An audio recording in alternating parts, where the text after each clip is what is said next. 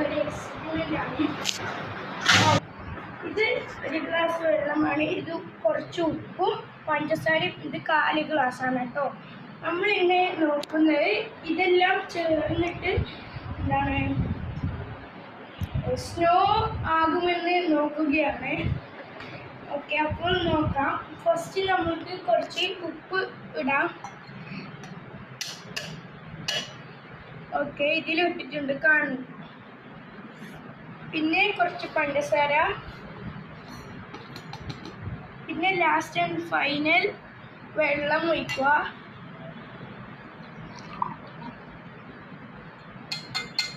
ഇനി കുറച്ച് കഴിഞ്ഞിട്ട് നോക്കാം ഗായ്സ്.